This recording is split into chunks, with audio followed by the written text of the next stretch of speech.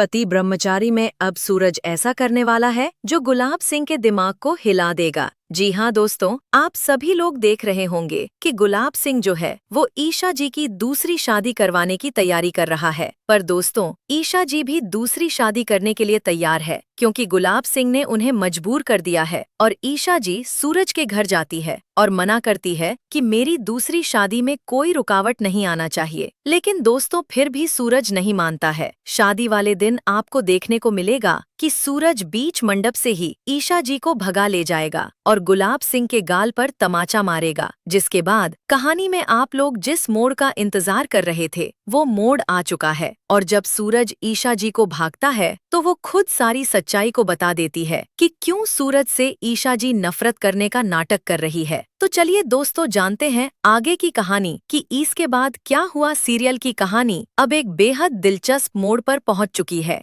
जहां आने वाले एपिसोड में दर्शकों को बड़ा ट्विस्ट देखने को मिलेगा। कहानी की शुरुआत उस समय से होती है जब ईशा अचानक सूरज के घर पहुंच जाती है और सूरज के पूरे परिवार के सामने एक ऐसी बात कह देती है जिसे सुनकर हर कोई हैरान रह जाता है। ईशा साफ साफ सूरज से कहती है कि वो कोई भी ऐसी हरकत न करे जिससे उसकी दूसरी शादी टूट जाए। यह बात सुनते ही सूरज पूरी तरह घबरा जाता है और भावुक होकर ईशा से कहता है कि ईशा जी, आप मेरी पत्नी हैं, मैं आपकी दूसरी शादी कैसे होने दे सकता हूँ? मैं जीते जी ऐसा कभी नहीं होने दूंगा। सूरज की यह बात सुनकर ईशा कुछ नहीं कहती और चुपचाप वहां से चली जाती है। लेकिन ईशा के जाने के बाद सूरज के मन में एक बड़ा फैसला जन्म ले चुका होता है और वो ठान लेता है कि किसी भी हालत में वो ईशा की दूसरी शादी नहीं होने देगा। इसी बीच कहानी में एक और बड़ा मोड़ आता है जब पता चलता है कि जिस लड़के से ईशा की शादी तय हुई है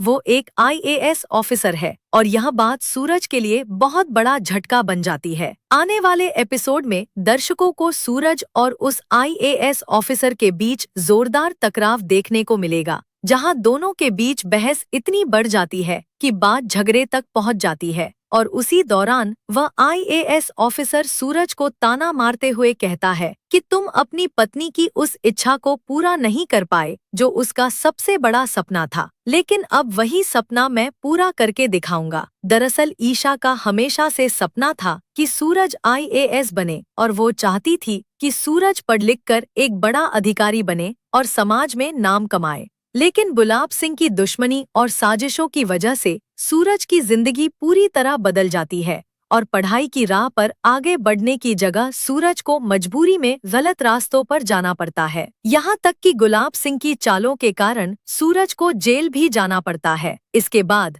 कहानी में सगाई का दिन आता है, जहाँ सूरज सगाई रोकने की पूरी कोशिश करता है, लेकिन वह सगाई को रोक नहीं पाता और ईशा की सगाई उसी आईएएस ऑफिसर से हो जाती है। यह देखकर सूरज अंदर से पूरी तरह टूट जाता है, लेकिन वह हार नहीं मानता और मन ही मन ठान लेता है कि वो आखिरी कोशिश जरूर करेगा। फिर आता है शादी का दिन, जब ईशा की शादी की सभी तैयारियां पूरी हो चुकी होती हैं और घर में खुशी का माहौल होता है। लेकिन दूसरी तरफ सूरज के मन में एक ही डर होता है कि अगर आज वो ईशा की शादी को नहीं रोक पाया तो ईशा हमेशा के लिए उससे दूर हो जाएगी। अब सूरज को यह भी समझ में आ चुका होता है कि ईशा यह शादी अपनी खुशी से नहीं बल्कि मजबूरी में कर रही है और यही सोचकर सूरज एक बड़ा कदम उठाने का फैसला करता है। जब मंडप में शादी की रस्में शुरू होती हैं और सब लोग खुशी से शादी देख रहे होते हैं,